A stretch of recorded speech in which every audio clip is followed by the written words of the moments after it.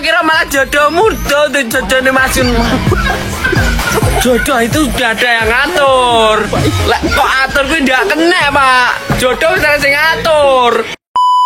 Orang Mas Yun tuh gimana ya? Padahal sederhana banget, tapi orangnya baik emang. Bawa energi yang baik, mungkin positif gitu energinya. Makanya banyak orang suka.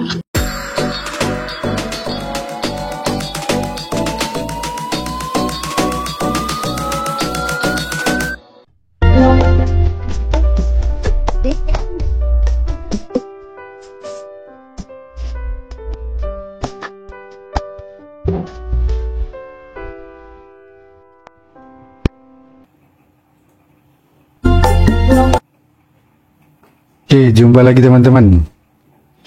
Silahkan ditebak ini video real atau video AI. Semakin banyak video-video menarik dari teman-teman, termasuk yang kita bahas tadi siang teman-teman, berkaitan dengan selalu Mas Iyun dan Mas Yun. Dan ini menarik dari Kak Yuni Arsila teman-teman. Bukan hanya satu video ini, tapi ada beberapa video yang sahabat kita ini buat khusus untuk Mas Yun teman-teman. Silakan dicermati, silakan di komentari teman-teman. Silakan dicek baik-baik ini video asli atau video AI.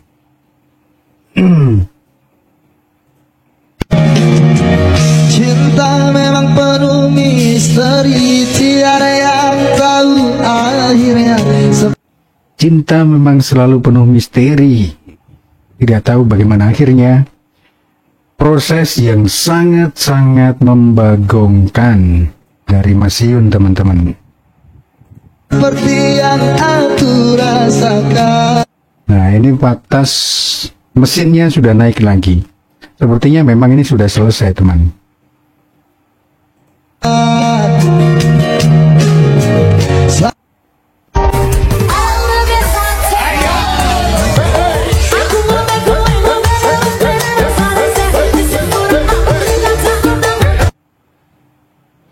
Jenenge wae wong Jawa, gawe jeneng wae elek-elek jenenge abang. Arep ngecepne wesi wae golek dino metri elek-elek ndok karo ketan. Lah lek di wawor ngono opo ya temu. Ini nggak tahu maksudnya Mas Yun bagaimana teman-teman. Malah ora karu-karuan tenan rumah sako. Aduh.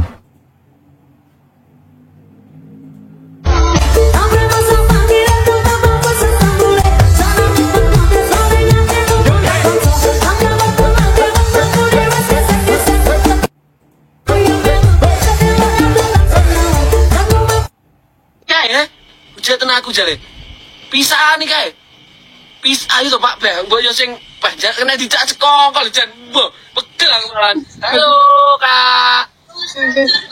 Halo. Mana kabarnya Kak? Baik. Ya udah Kak ya.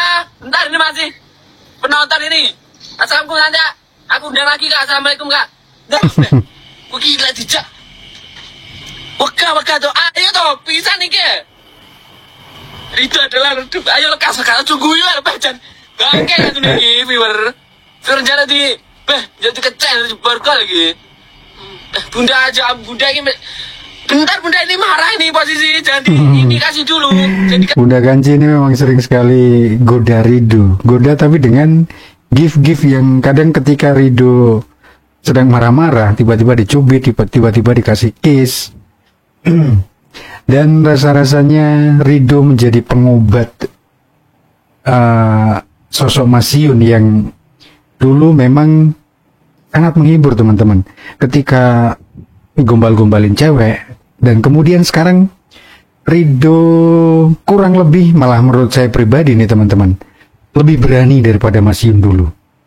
Dan tidak ada rasa canggung, tidak ada rasa takut, tidak ada rasa insecure dari Rido.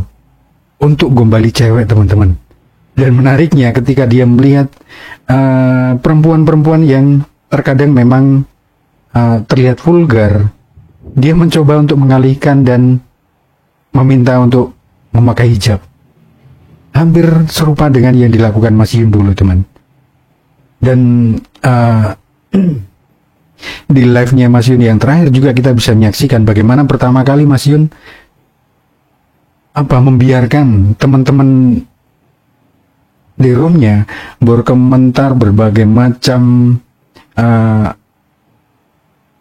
argumentasi.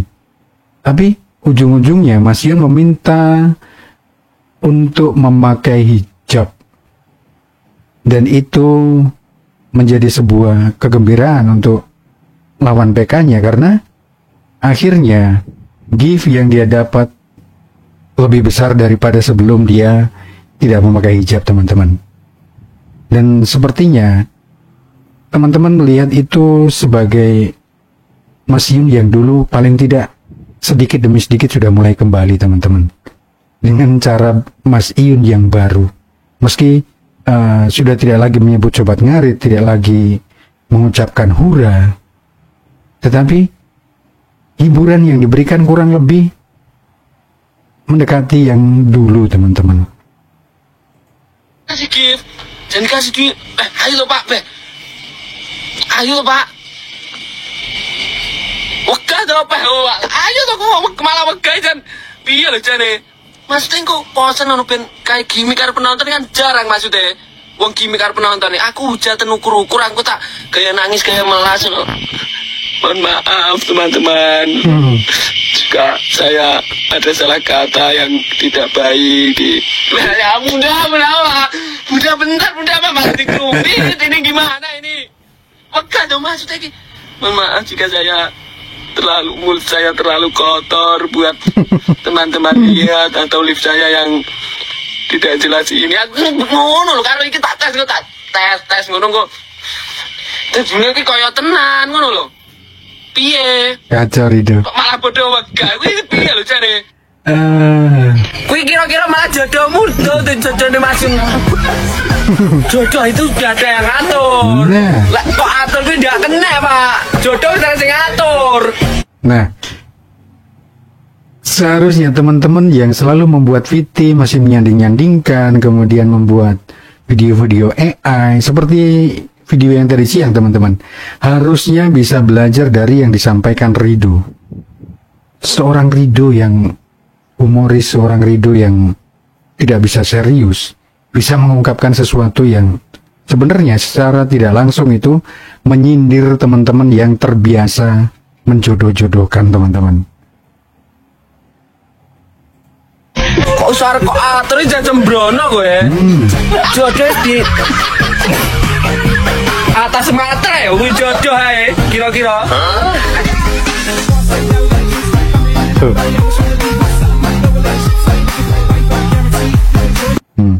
Rido bilang jodoh sudah ada di atas materai.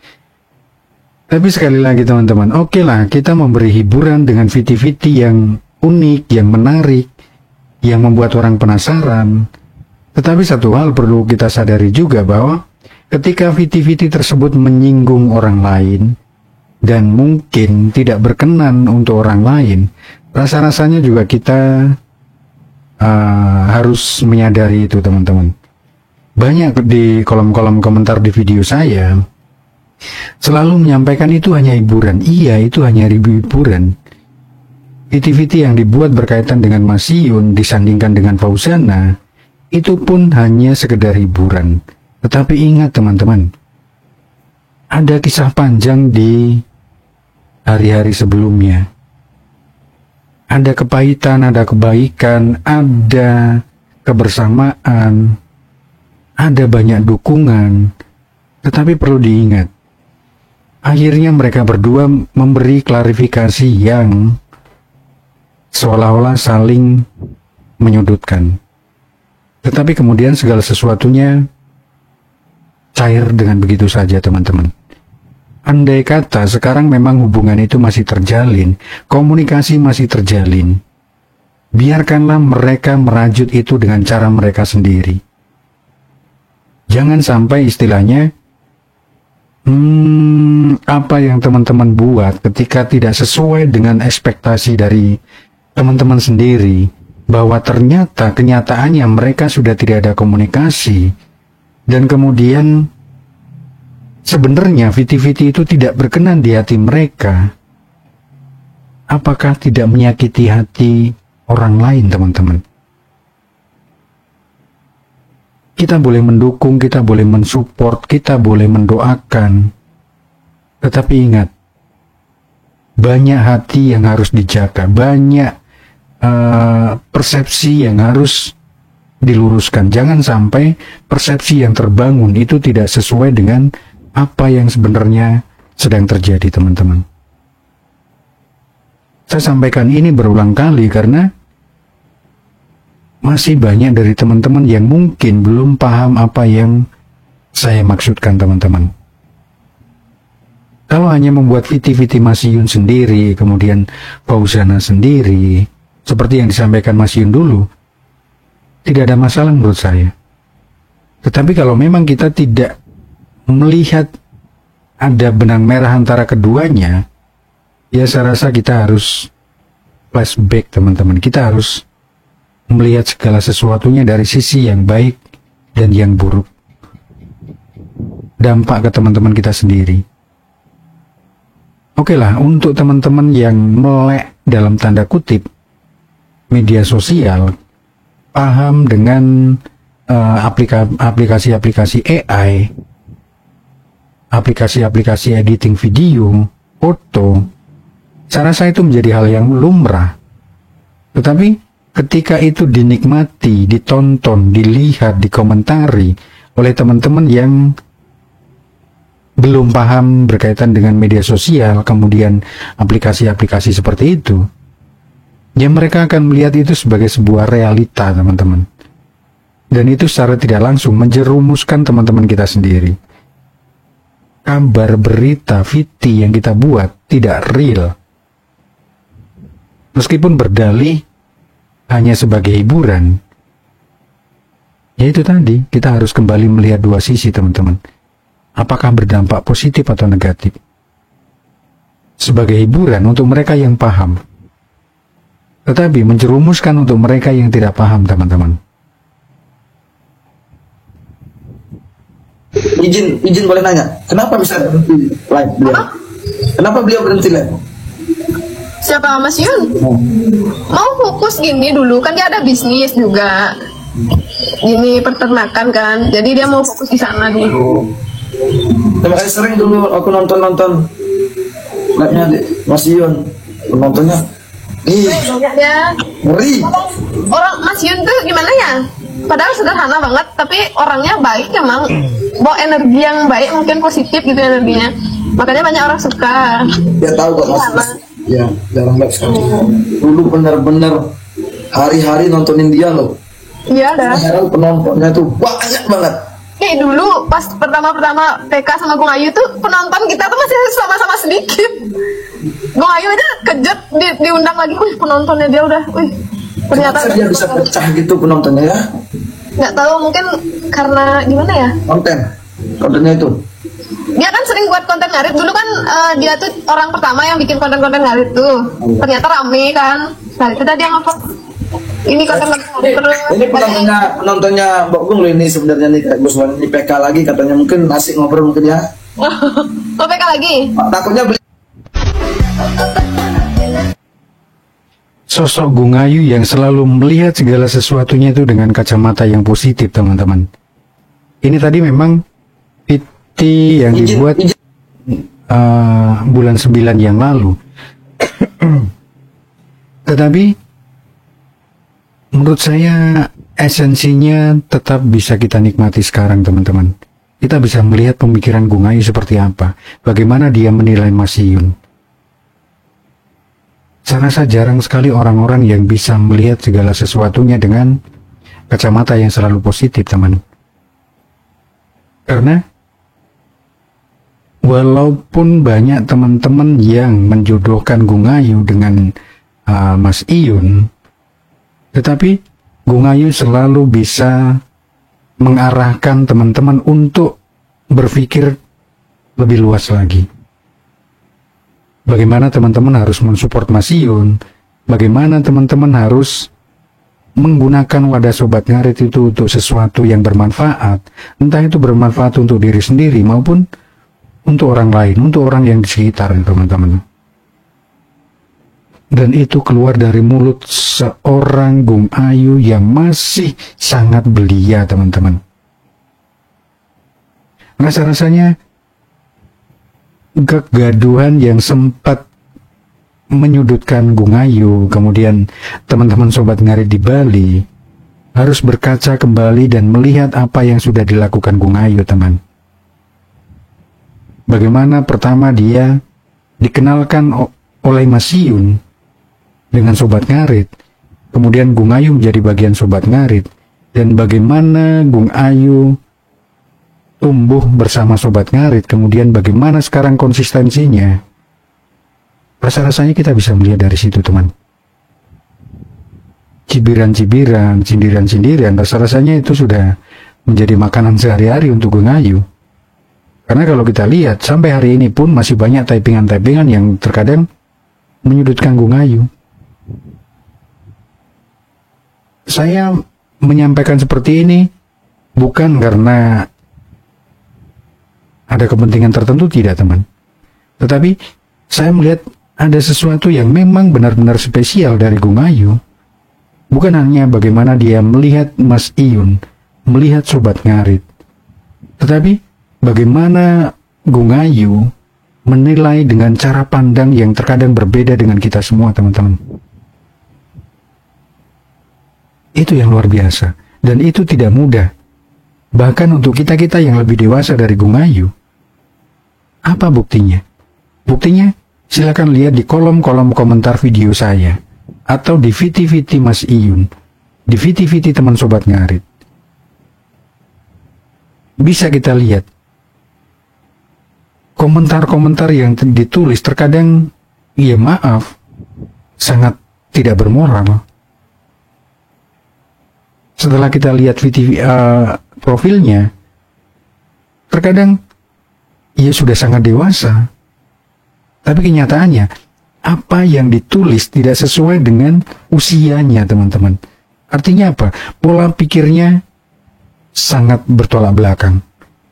Ketika usia sudah dewasa, harusnya pemikirannya juga dewasa. Ketika menuliskan komentar, paling tidak juga menggambarkan kekedewasaan itu. Tetapi terkadang itu tidak terjadi, teman-teman. Dan itu lumrah, banyak terjadi di teman-teman Sobat Ngarit.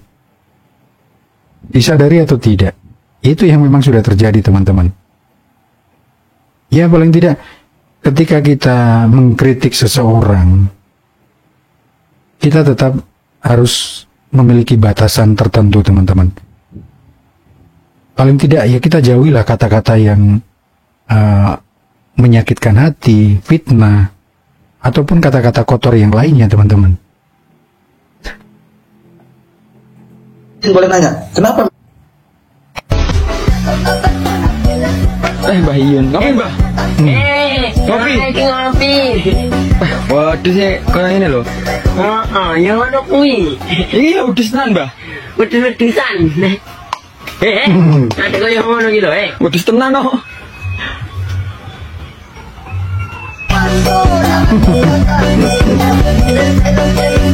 Lah. Lah carane ngono. Rocop congormu, Mbah. Nali. Nah inilah teman, kita bisa melihat bagaimana dulu Mas Iyun benar-benar menjadi seorang konten kreator yang memiliki totalitas yang sangat tinggi, teman-teman. Bagaimana Mas Iyun bisa mendalami sebuah karakter itu dengan sangat luar biasa. Itulah, ketika sekarang kita melihat sosok Mas Iyun yang sangat elegan, masih tetap sederhana, dengan konten-konten sapinya yang sekarang, ya kita juga harus flashback melihat yang seperti ini. Bahwa Mas Iyun itu adalah sosok multi talent yang benar-benar, teman-teman. Yang sangat luar biasa. Saya menyampaikan ini bukan istilahnya untuk apa istilahnya agar teman-teman yang biasa nonton di room saya untuk membenarkan saya, tidak. Tapi memang realitasnya memang seperti itu. Sosok Mas Yun yang ya kita bisa lihat lah bagaimana Mas Yun berakting seperti ini. Itu tidak mudah untuk kita-kita yang belum pernah melakukan hal seperti itu. Bagaimana sebuah ide muncul kemudian diaktualisasikan dalam sebuah tindakan, teman-teman. Itu tidak mudah. Dan Mas Iyun bisa melakukan itu dengan cara yang kocak. Tapi mau ngah kok sosor. Ngali. Manuk emprit, manuk kenari. Wis ra duit dituntut kan sulperi.